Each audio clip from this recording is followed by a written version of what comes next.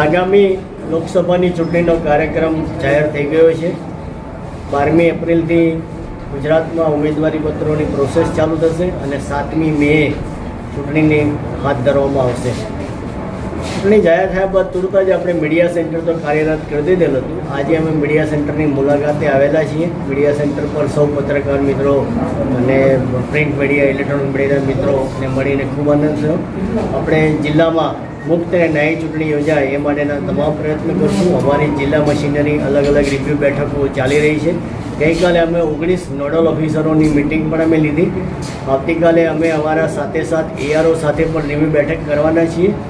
ટૂંક સમયમાં EVM ડિસ્ટ્રીબ્યુશનની કામગીરી કરવામાં આવશે.